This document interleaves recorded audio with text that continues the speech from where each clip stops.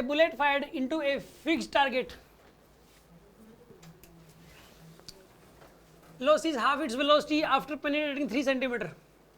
How far further it will penetrate before coming to rest?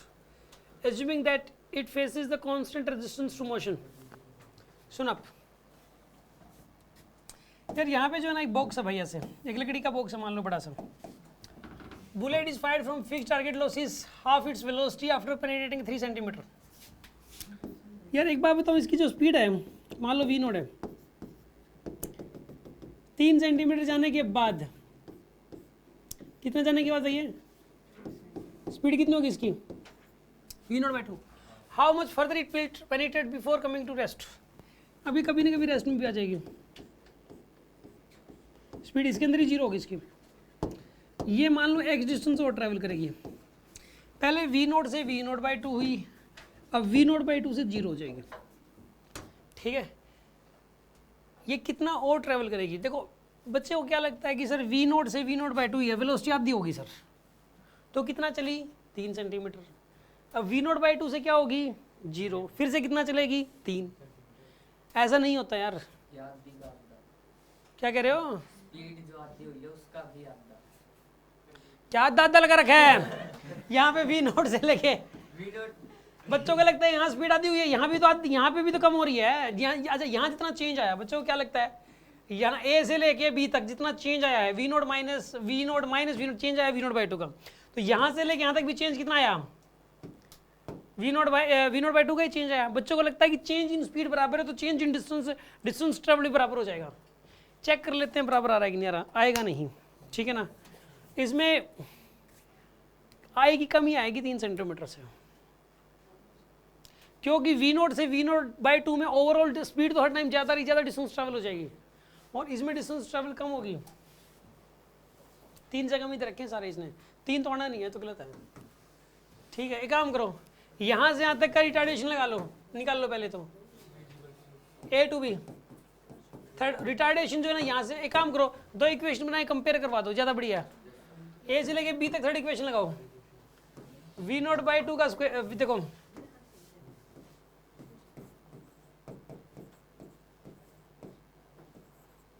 Retardation है इसके अंदर a का, s की वैल्यू 3/100, ये पहली इक्वेशन है.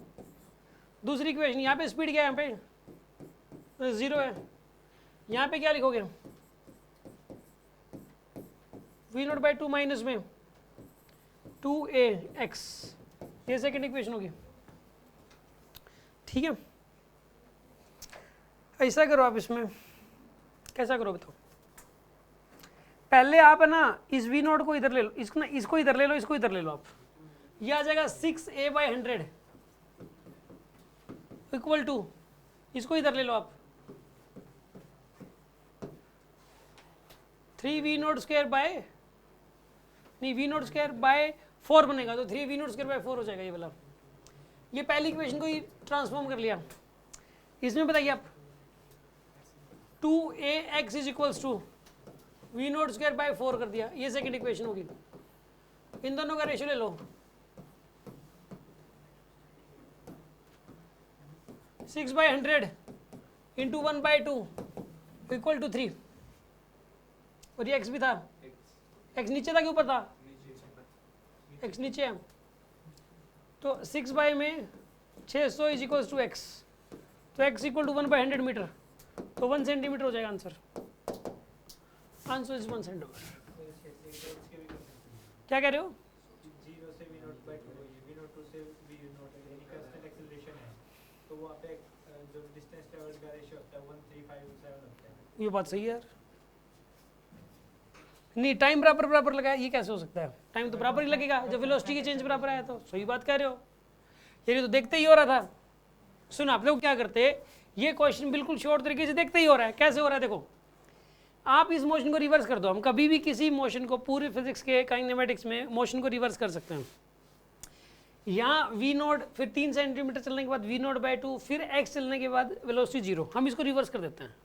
पहले वाले अब इधर से इधर जा रही है और मान लो उसी पैटर्न पे जा रही है. यहाँ वेलोसिटी पहले 0, फिर x ट्रेवल करने के बाद इधर v नोट बाई 2, फिर यहाँ से 3 चलने के बाद इधर v नोट.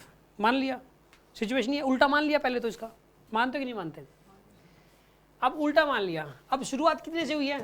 0 से, और यूनिफॉर्म एक्सेलरेशन है क्योंकि आते वक्त वैसा सेम रिटार्डेशन लिया हमने, तो जाते वक्त सेम यूनिफॉर्म एक्सेलरेशन है।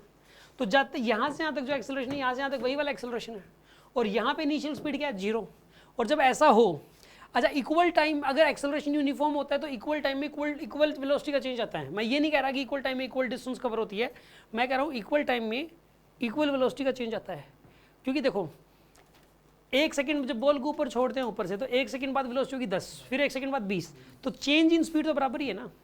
तो यहाँ से यहाँ तक जो चेंज इन स्पीड है v0/2, तो यहाँ से यहाँ तक भी चेंज इन स्पीड क्या है? v0/2। तो चेंज इन स्पीड अगर बराबर है तो टाइम भी बराबर लगा होगा। तो मतलब यहाँ से यहाँ तक जो टाइम लगा, यहाँ से यहाँ तक वही टाइम लगा होगा। मतलब यहाँ से लेके यहाँ तक जो डिस्टेंस ट्रैवल किए, यहाँ से यहाँ तक उसकी 3 गुना डिस्टेंस ट्रैवल किए। तो इसका 1/3 कर दो, इसका 1/3 1 सेंटीमीटर आता है, तुरंत टिक मार्क। पेन उठाने की जरूरत ही नहीं है, देखते ही हो रहा है क्वेश्चन। तो बात समझ में आई कि नहीं आई आपको?